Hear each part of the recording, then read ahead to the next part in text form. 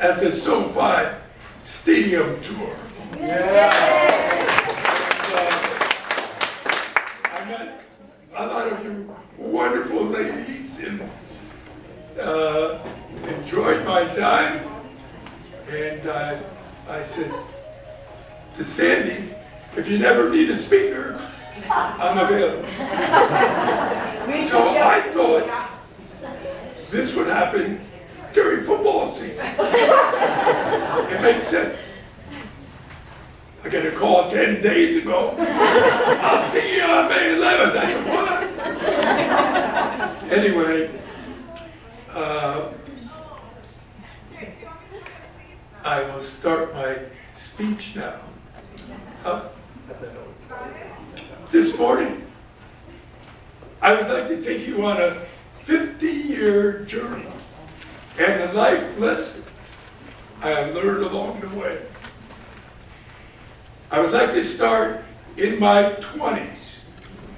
I'm going to age before your very eyes. But in my 20s, after my graduation from the University of Michigan. And it's interesting, in 2024, we're going back to the Big Ten, to my stomping grounds. So I'm excited. I found my passion early on, music and sports. In high school, I was an all-state trumpet player and captain of the basketball team. At Michigan, I joined the Michigan marching band and was cut from the basketball team.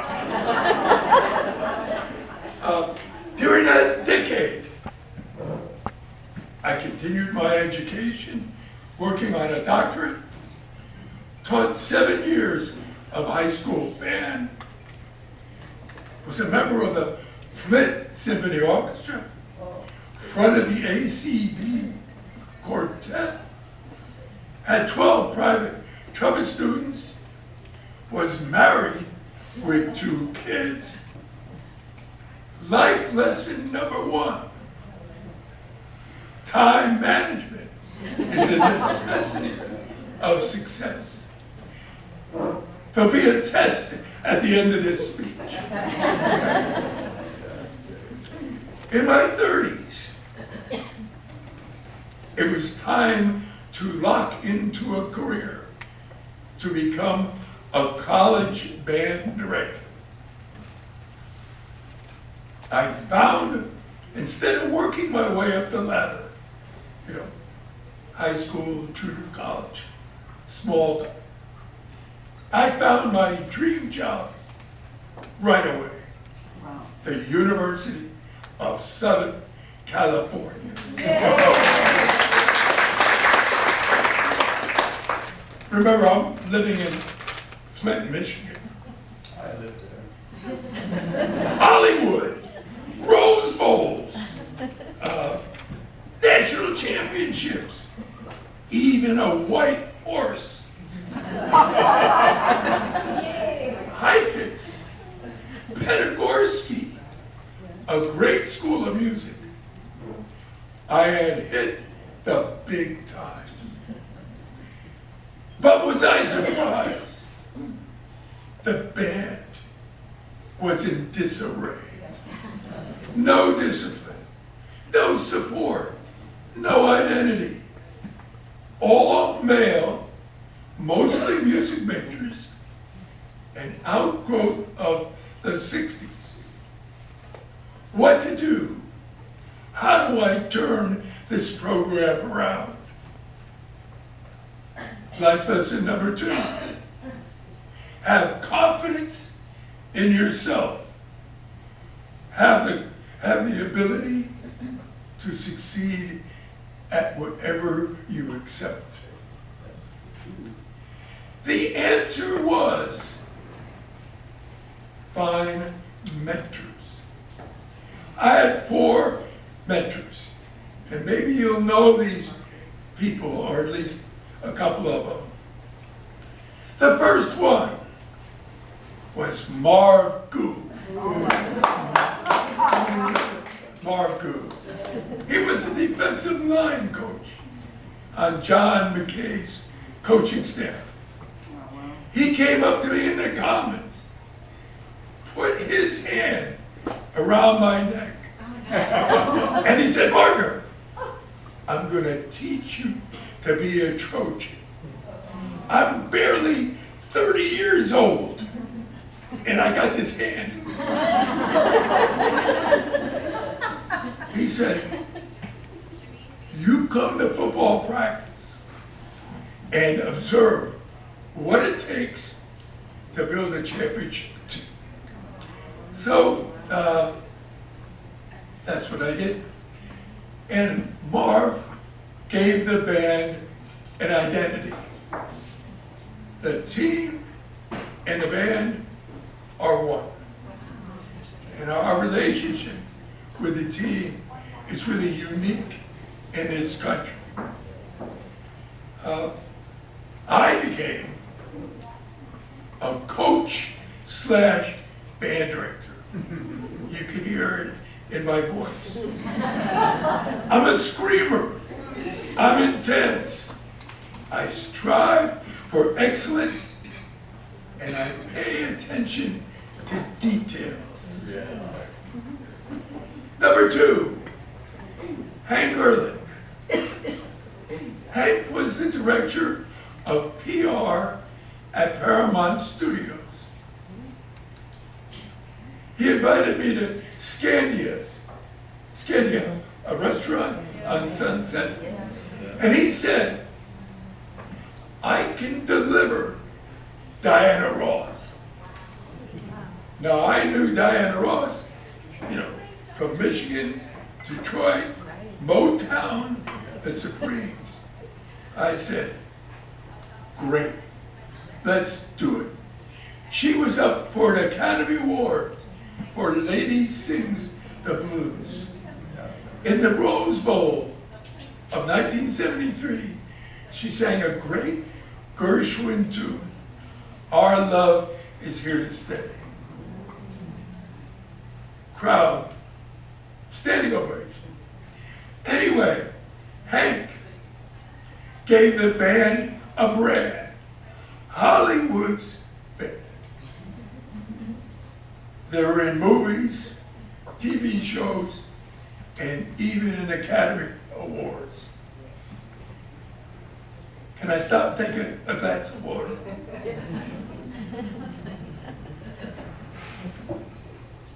Ken Cutler was a USC alumnus and a diehard football fan.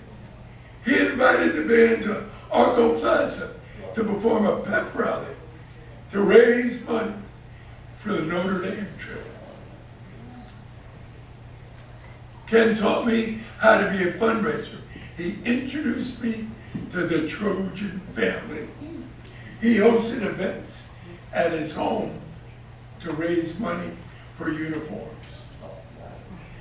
Bob Yanni, another Trojan, was vice president of entertainment at Disneyland.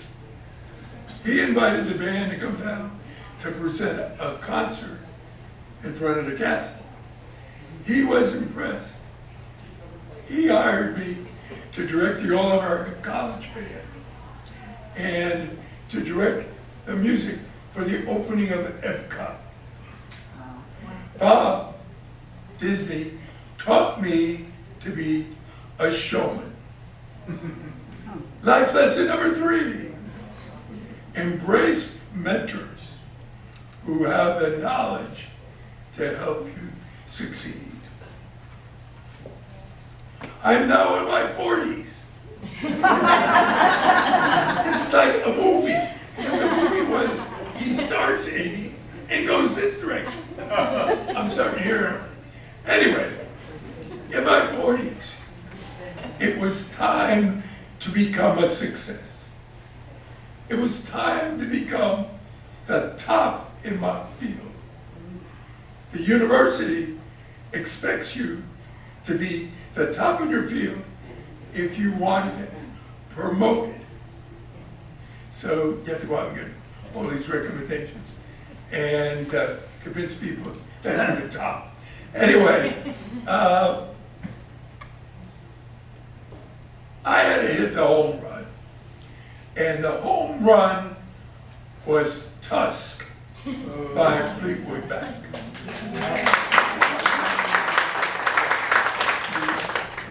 The band became international rock stars, known all over the world.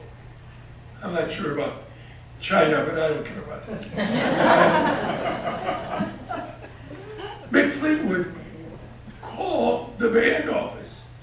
He said on a tour of Europe, he was trying to get some sleep, and a brass band marched by and woke him up. He said, on my next album, I want a big brass band. So I took the SC band into Dodger Stadium. We recorded to Lindsey Buckingham's version of Tusk, and the album went platinum. Tusk rose to #4 in the country, and USC had another funk song.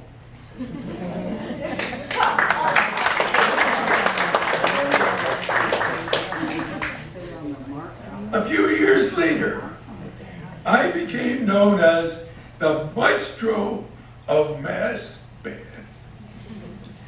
The first band was the opening of Epcot, and it consisted of 400 students, college students, from 100 schools. The last one was the Bicentennial Show in Washington, D.C. That group consisted of 500 high school kids from the surrounding area. The most famous band, and you probably remember this, was the opening of the 1984 Olympics.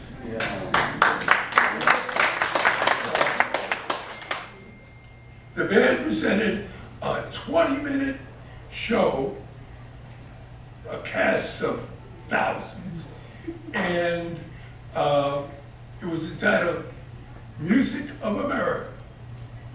The highlight, if you remember, was 76 pianos coming out from the Paris Inn playing Gershwin's Rhapsody in Blue. David Wolper was the producer, Trojan. Tommy Walker, the director, a Trojan. Art Bartner, Trojan.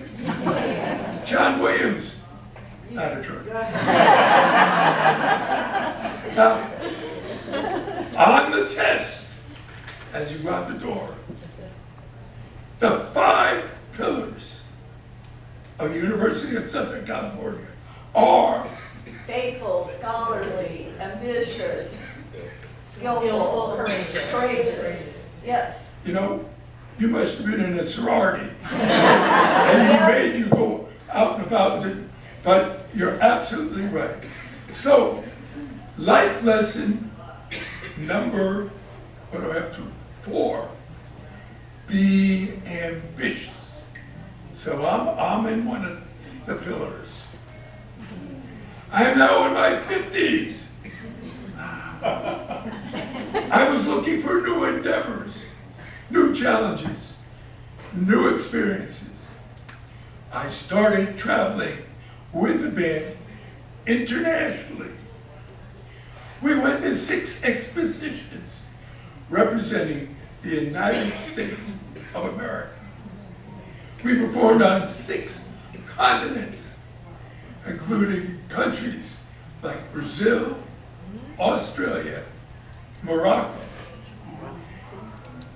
We performed on 2 Hong Kong New Year's parades, on the Great Wall of China. We kept those barbarians out of the,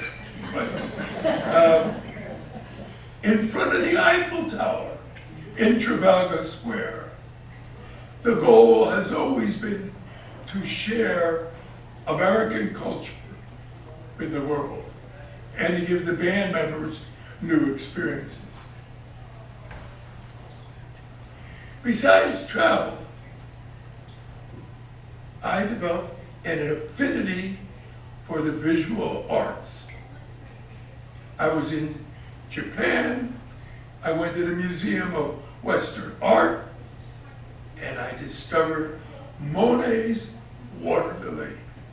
How many know Monet's water lily? A very cultured audience.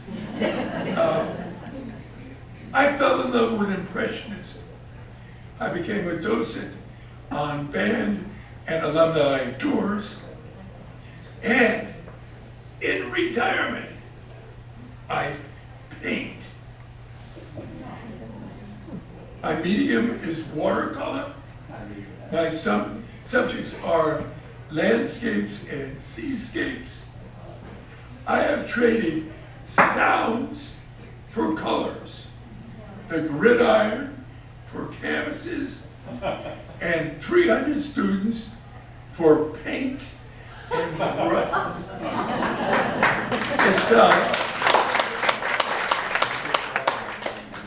It's a lot more calmer. Life lesson number 5, continue to grow